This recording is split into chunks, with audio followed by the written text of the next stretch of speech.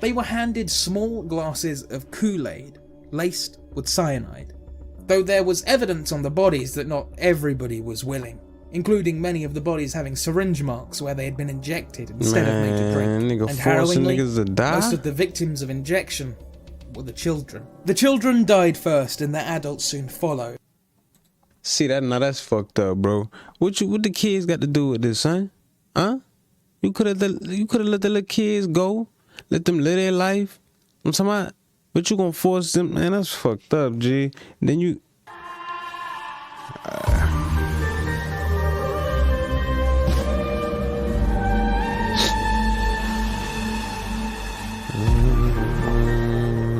Guyana, officially called the Cooperative Republic of Guyana, is one of the most scenic countries in South America. It has one of the most varied landscapes of any country in the world, having marshes, sandy stretches, a desert, and luscious rainforests, some of which have still never been seen by human eyes because they're so hard to access. But in 1978, this peaceful, tropical country gained notoriety for all the wrong reasons, because of one man named Jim Jones and his twisted vision. Jones first rose to prominence in the 1950s when he himself was only in his 20s.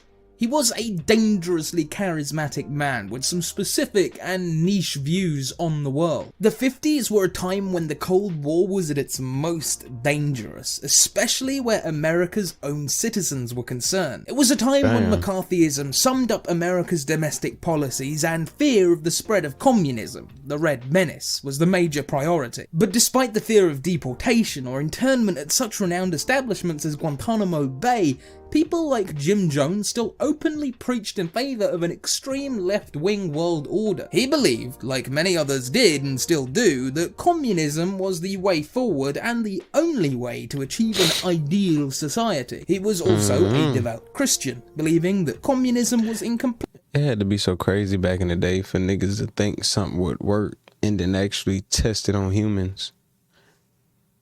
Compliance with the will of God and the Bible. And it was with this unusual combination of ideas in mind that he founded the People's Temple of the Disciples of Christ, often shortened to the People's Temple, in 1955. He founded it in Indianapolis, but everybody knows that if you've got a big idea, the place to go is California. So in the mid-60s, he packed up and moved his operations to San Francisco, though they also had footholds in LA, Sacramento, and a few other major cities in the state. It was then that his activities began to gain some notoriety.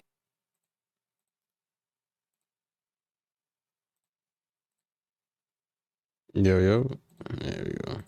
This happened when he became one of those people who never shuts up about the end of the world. He predicted that an apocalypse was coming, and that this apocalypse would create a socialist paradise on Earth. There was a... I'm sorry to keep stopping it, bro, but I just never understood how people can believe one person for something this serious, though. Like, how could you believe that someone was sent here? I mean, I know back in the day when social media and all that, the influencing was easier, but that just seems like a life decision. Large emphasis put on communal living during this period, as Jones and his cult enticed more and more people from within the state and nearby to join him in his vision. This stretched so far as to include children being raised communally, with an emphasis on the kind of physical discipline that's been illegal in schools for decades now. They would even hold disciplinary boxing matches to teach wrongdoing children their lesson, which sometimes adults were involved in. Surprisingly, the People's Temple gained a lot of traction and had thousands upon thousands of devout members, all listening to the words of Reverend Jones. This may be due in part to the fact its members were not allowed to leave. They were forced to sign documents confessing to numerous crimes, including the molestation of their own children, which Jones blackmailed them with, saying that if they ever tried to leave, he would take the documents straight to the police. There were some defectors though, most notably a group called the Gang of Eight, who all fled together to try and get to Canada in 1973. Probably because the People's Temple was not the US government, they succeeded, writing letters describing their issues with the temple.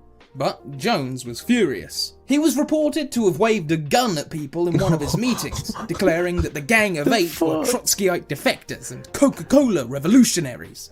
And he even suggested that they should all kill themselves in order to maintain their apostolic socialism. In 1977, things reached a head for Jones and the temple in San Francisco. On the one hand, things were going very well for him, and he received a Martin Luther King Jr. Humanitarian Award for his work integrating the black and white communities of California, since a large majority of his followers were African American. On the other hand, the temple was now being investigated for tax evasion by the IRS, who suspected that it was not as religious as it claimed to be in order to gain the tax exemption. Even Jones's wife, Marcy, told the New York Times that he was actually an atheist and had been an atheist all along, all to trick people into following his socialist ideas and following the example of his idol, Chairman Mao. Jones reached such a point of influence in the US that he once even had a private dinner with Rosalind Carter, the First Lady at the time. But after the husband, the name of Bob Houston, of a temple member who defected was found murdered on some railroad tracks,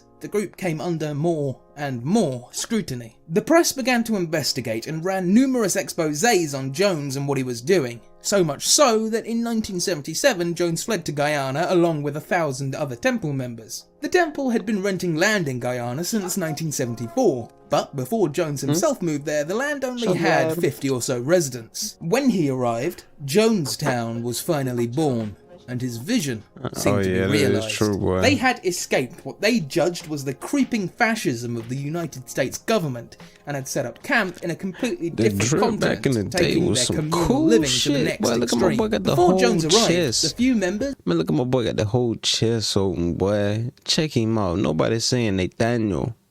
Nigga walk around like that nowadays. Nigga be like, man, who the fuck you think you is, boy? Hey. Worked their fields and held lectures and classes for adults and children alike, often watching imported films from Guyana's capital, Georgetown, for entertainment. All of this changed when their glorious leader actually arrived. From then on, they worked for 12 hours a day. All the films were Soviet propaganda films, and night lectures became long rants from Jones about his political ideas. It became a living nightmare. They couldn't produce enough food because it was overcrowded and poorly managed, and Jones's health was deteriorating. His original intention, apparently, was to provide food to the poor people in the region, but it was only set up for 100 residents. Hence all the subsequent problems. More and more people became disillusioned with the People's Temple and Jones, as his paranoia and madness became more evident, manifesting itself in a fear of the American government and newspapers. But the settlement's location in a dense area of the jungle, even the locals didn't want anything to do with, meant that no matter how much they wanted to flee, it was near impossible. Jonestown had armed guards, and if anybody tried... Man, them folk going against they shit, boy. They like, man, them folk got us all the way out here for what, boy? In the jungle? Man, hell no, man. Take her back to the city, nigga. I go back to work for all this. There were mass search parties sent out. Jonestown had become an almost North Korea-like state of independence. You're fucking a remote crazy. Prison for everybody involved. Jones would interrogate his followers and would read out news articles from Radio Moscow and Radio Havana, giving a thoroughly biased perspective of what was going on in the world to his followers. Hearing only his voice and nobody else's convinced them that they were in grave danger, that the CIA and the FBI were after them and wanted to kill them, and that following Jones was the only salvation. The news bulletins became written and read by Jones alone and would be broadcast from speakers 24/7, denouncing America as a capitalist villain while praising the likes of Kim Il-sung and Robert Mugabe. The diet of the residents was so poor that more than half of them were suffering of fevers and diarrhea, and people were disciplined by being trapped in boxes or hung upside down in a well overnight, or the torture hole. Worse. What? Alright, bro, I'm confused now. This supposed to be some cult shit, but it really just seemed like people fucking over this. Like, am I not getting something? Like, what the fuck? What are you doing? Were the fates of those who tried to escape, as rather than be killed, they were bro, put this in is like a slave camp, bro, and were kept highly drugged at all times to the point that they were basically living vegetables. The most harrowing events were called White Nights Rehearsals, where Jones would begin a drill that the CIA were attacking them. Twice during these drills, the people opted to commit revolutionary suicide, rather than flee to the USSR or fight their attackers. In this case, a simulation of mass suicide was carried out, and they were all given a liquid alleged to contain poison. Finally, rumours reached the Guyanese people, and eventually the US Embassy in Guyana. This attacked the attention of Congressman Leo Ryan, who had been a friend of Bob Houston's father, Bob Houston being the man I mentioned earlier who was found dead on the railway tracks. He became interested in Jonestown and personally visited in order to investigate. Ryan arrived with a news crew and went to Jonestown, where a musical reception was held for them. Jones continued to rant and rave about government conspiracies, and people actually seemed happy. This, it turned out, was because Jones had frightened them all into pretending for the delegation so that nobody would discover what was really going on. After a day or two, the delegation left, going to catch a plane from the Port Kaituma airstrip. But by this point, multiple people had already tried to defect, and the US Embassy needed to arrange for a second plane to be sent. Because of this, there was a delay by roughly half an hour, and this delay meant that the temple's Red Brigade, the security, had time to drive there on a tractor and open fire on the entire delegation.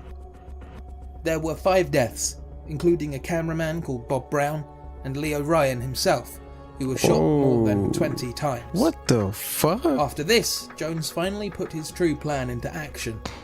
His plan of revolutionary suicide. It was carried out exactly like his White Nights drills, and there are theories that the reason so many people actually went along with the suicide was because they believed it was a drill. They were handed small glasses of Kool-Aid, laced with cyanide.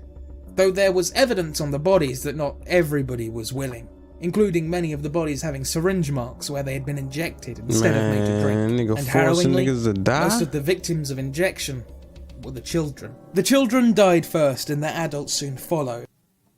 See that? Now that's fucked up, bro. What the kids got to do with this, son? Huh? You could have let the little kids go, let them live their life. I'm talking about, but you gonna force them? Man, that's fucked up, G. Then you.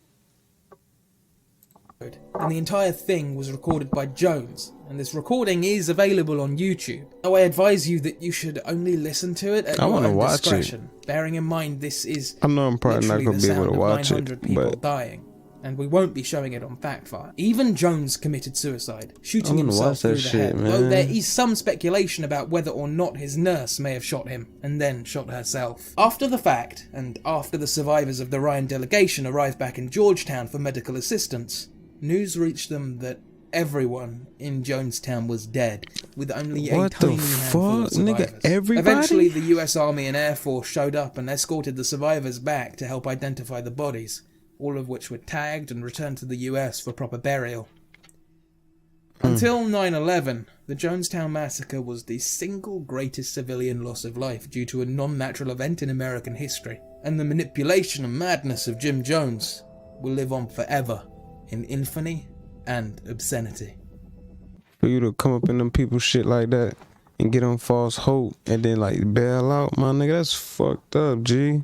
Bro, cause it's like you got all these people to follow you, literally to do exactly what you say, and at the end of it is suicide, bro. Like, fucking crazy, bro. Don't forget to like and subscribe, my nigga. Show love to the video, man. See y'all in the next one.